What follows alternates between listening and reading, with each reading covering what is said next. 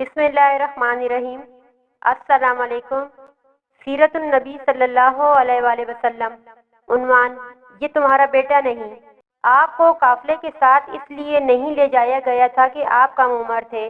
آپ وہیں درخت کے نیچے بیٹھ گئے۔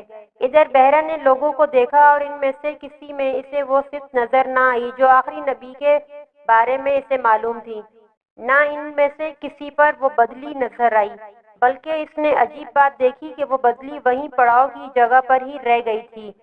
اس کا صاف مطلب یہ تھا کہ بدلی وہیں ہے جہاں اللہ کے رسول ہیں۔ تب اس نے کہا: اے قریش کے لوگوں، میری دعوت سے آپ میں سے کوئی بھی پیچھے نہیں رہنا چاہیے۔ اس پر قریش نے کہا: اے بحرہ، جن لوگوں کو آپ کی اس دعوت میں لانا ضروری تھا، ان میں سے تو کوئی نہیں رہا۔ ہاں، ایک لڑکا رہ گیا ہے جو سب سے کم عمر ہے۔ بحرہ بولا: تب پھر مہربانی فرما کر اسے بھی بلا لیں۔ یہ کس قدر بری بات ہے کہ آپ سب آئیں اور آپ میں سے ایک رہ جائے۔ اور میں نے اسے آپ لوگوں کے ساتھ دیکھا تھا۔ تب ایک شخص گیا اور آپ کو ساتھ لے کر بحرہ کی طرف روانہ ہوا۔ اس وقت وہ بدلی آپ کے ساتھ ساتھ چلی اور تمام راستے اس نے آپ پر سایہ کیے رکھا۔ بحرہ نے یہ منظر صاف دیکھا۔ وہ اب آپ کو اور زیادہ غور سے دیکھ رہا تھا اور آپ کے جسم مبارک میں وہ علامات تلاش کر رہا تھا جو ان کی کتب میں درج تھیں۔ جب لوگ کھانا کھا چکے اور ادھر ادھر ہو گئے، تب بحرہ آپ کے پاس آیا اور بولا: میں لات اور عزی کے نام پر آپ سے چند باتیں پوچھنا چاہتا ہوں۔ جو میں پوچھوں آپ مجھے بتائیں۔ اس کی بات سن کر آپ نے فرمایا: لات اور عزی بتوں کے نام ہیں۔ لات اور عزی کے نام پر مجھ سے کچھ نہ پوچھو۔ اللہ کی قسم، مجھے سب سے زیادہ نفرت انہی سے ہے۔ اب بحرہ بولا: اچھا، تو پھر اللہ کے نام پر بتائیں جو میں پوچھنا چاہتا ہوں۔ تو آپ نے فرمایا: پوچھو، کیا پوچھنا ہے؟ اس نے بہت سے سوالات کیے۔ آپ کی عادات کے بارے میں پوچھا۔ اس کے بعد اس نے آپ کی کمر پر سے کپڑا ہٹا کر مہر نبوت کو دیکھا۔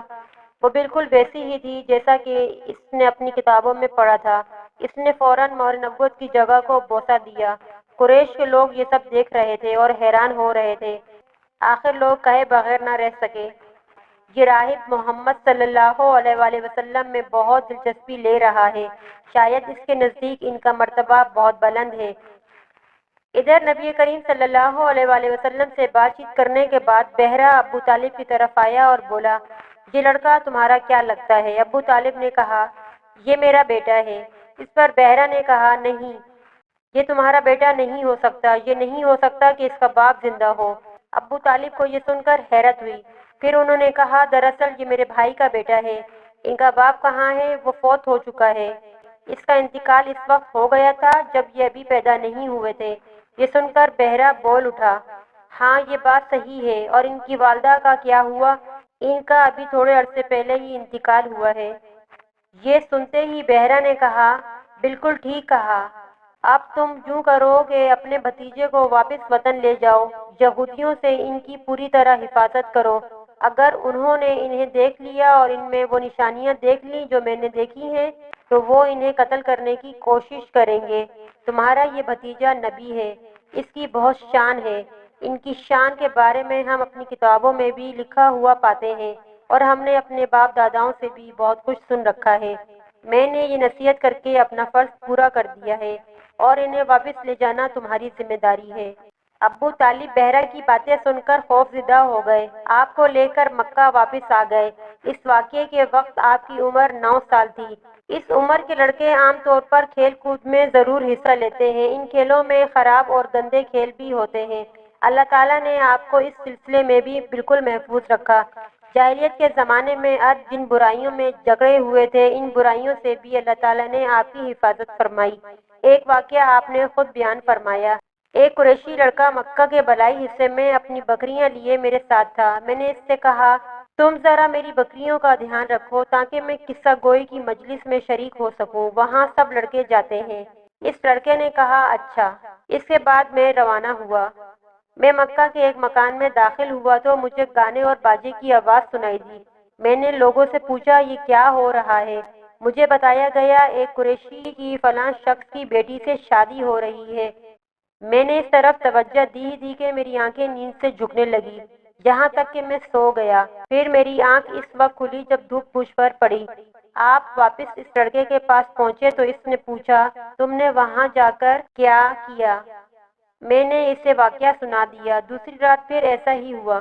مطلب یہ کہ قریش کی لغو مجلسوں سے اللہ تعالیٰ نے آپ کو محفوظ رکھا۔ قریش کے ایک بت کا نام بوانا تھا۔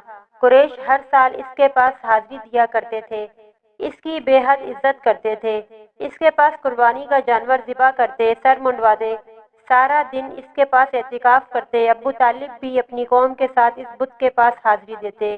اس موقع کو قریش عید کی طرح مناتے۔ ابو طالب نے نبی کریم صلی اللہ علیہ وآلہ وسلم سے کہا، بھتیجے آپ بھی ہمارے ساتھ عید میں شریک ہوں۔ آپ نے انکار فرما دیا۔ ابو طالب ہر سال آپ کو شریک ہونے کے لیے کہتے رہے، لیکن آپ ہر بار انکار ہی کرتے رہے۔ آخر ایک بار ابو طالب کو غصہ آ گیا۔ آپ کی پھوپھیوں کو بھی آپ پر بے تحاشا غصہ آیا۔